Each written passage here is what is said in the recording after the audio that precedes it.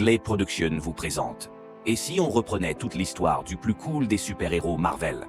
Aujourd'hui, on te raconte la vie du gentil voisin Spider-Man, version MCU. De ses débuts modestes à ses combats épiques contre Thanos, voici la vraie histoire de Peter Parker, comme tu ne l'as jamais entendu. Accroche-toi à ta toile, on y va. Peter Parker naît le 10 août 2001 dans le Queens, à New York. Un garçon comme les autres. Enfin, presque.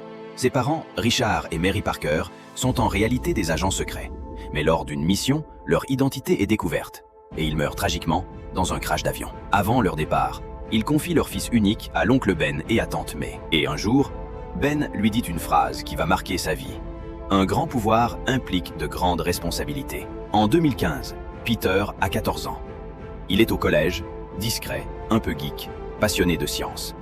Mais un jour, lors d'une sortie scolaire, il se fait piquer par une araignée radioactive. Et là, sa vie bascule. Force surhumaine, agilité incroyable, capacité à grimper au mur, et bien sûr, lancer des toiles d'araignée. Mais attention, ce n'est pas juste la morsure qui fait de lui un héros. C'est la perte, le choc. Dans les anciennes versions de Spider-Man, on voit Peter laisser filer un voleur qui finit par tuer son oncle Ben. Même si cette scène n'est pas rejouée dans le MCU, le poids de cette responsabilité est bien là. En mai 2016, le monde change. Les accords de Sokovie divisent les Avengers. Iron Man cherche de l'aide pour faire pencher la balance de son côté. Et devine qui il va recruter. Un jeune garçon discret du Queens, qu'il a repéré sur YouTube. Tony Stark débarque chez Peter, découvre son identité et lui propose une mission. Peter, lui, n'en revient pas. Un vrai super-héros le recrute? C'est un rêve. Il reçoit son premier costume high-tech signé Stark Industries et le surnom affectueux de Babysitter en pyjama. Juin 2016, l'heure de vérité. Deux camps d'Avengers se forment et l'heure du combat approche à l'aéroport de Leipzig. Peter, planqué avec son smartphone, filme tout, surexcité. Et là, boum, Iron Man l'appelle à l'action. Under Oath. En une seconde, Spider-Man débarque, vole le bouclier de Captain America et nous balance sa toute première réplique légendaire. Et oui, ce Spider-Man adore parler en pleine baston. C'est sa marque de fabrique. Il affronte Winter Soldier, Falcon, puis Ant-Man géant, et utilise même sa culture ciné pour le vaincre. Vous avez déjà vu ce vieux film, L'Empire contre-attaque? La réplique est culte, et la scène encore plus. Une fois le combat terminé, Tony Stark ramène Peter chez lui, et lui offre le costume qu'il gardera pour toutes ses futures missions. C'est le début de son vrai rôle dans le MCU. Mais Peter est frustré. Il a goûté à l'action et maintenant, il veut plus. Fini les petits voleurs de vélo.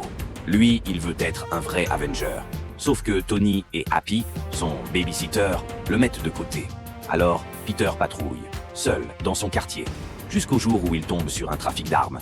Des armes fabriquées à partir de technologies aliens, tenues par un homme dangereux, Adrian Toomes, alias le Vautour. Peter essaie de l'arrêter, mais tout ne se passe pas comme prévu. Lors d'une mission sur un ferry, la situation dégénère. Le bateau est sur le point de couler.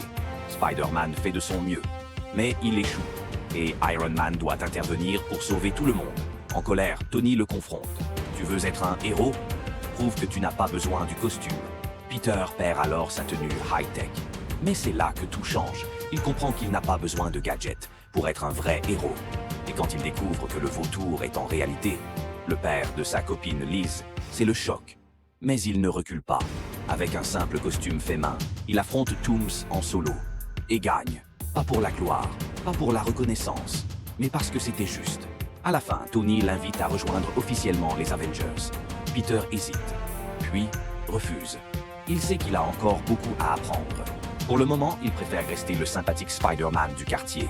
Le monde tremble. Thanos débarque sur Terre. Dans un bus scolaire, Peter sent quelque chose, une drôle de vibration dans son corps. Son sens d'araignée est en alerte. Quelque chose d'horrible approche. Il enfile son costume, saute du bus et rejoint la bataille à New York avec Iron Man et Doctor Strange. Ensemble, ils affrontent Ebony Maw et embarquent à bord d'un vaisseau spatial vers l'espace. Là-bas, sur la planète Titan, Spider-Man se bat aux côtés des gardiens de la galaxie, de Strange et de son mentor Tony Stark. Il donne tout, mais échoue. Thanos obtient les 6 pierres d'infinité. Et d'un claquement de doigts, la moitié de l'univers disparaît. Et Peter aussi. Dans les bras de Tony, il dit ces mots déchirants. « Je ne me sens pas bien, monsieur Stark. » Puis, il disparaît. Ce jour-là, le cœur d'Iron Man se brise. Et pendant 5 ans, Tony ne cessera de penser à ce gamin qu'il a pris sous son aile et qu'il n'a pas pu sauver. Un plan fou est lancé, retourner dans le passé pour rassembler les pierres et tout réparer. Quand le snap inversé a lieu, Peter revient sur Terre, aux côtés de tous les héros disparus. Il rejoint le champ de bataille de la bataille finale contre Thanos. Et dans la poussière et le chaos, il retrouve Tony. Ce dernier l'enlace, les larmes aux yeux. Peter ne comprend pas encore ce qu'il s'est passé, mais pour Tony, ce moment signifie tout. Et puis, Iron Man sauve l'univers. Il claque des doigts à son tour, mais au prix de sa vie. Peter, à genoux, en larmes, murmure « Monsieur Stark ». Il a perdu son mentor, son guide, presque un père. Transition douce mais marquante. Après la guerre, Peter retourne au lycée, mais rien n'est comme avant. Il essaie d'avancer, mais le vide laissé par Tony est immense. En juin 2024, lors d'un voyage scolaire en Europe, Peter rencontre un nouveau héros venu d'un autre monde. Mysterio. En apparence, Quentin Beck est un allié. En réalité, c'est un imposteur. Un ancien employé de Stark Industries, frustré, manipulateur. Il trompe tout le monde avec des illusions et vole les lunettes d'Iron Man que Tony avait laissées à Peter. Spider-Man comprend la supercherie. Il se bat dans des illusions cauchemardesques. Mais à la fin, il triomphe. Sauf que Mysterio n'a pas dit son dernier mot. Dans un dernier coup bas, il révèle l'identité de Spider-Man au monde entier. Voix off plus rapide, tendue. Peter Parker exposé, pourchassé. Sa vie et celle de ses proches bouleversées.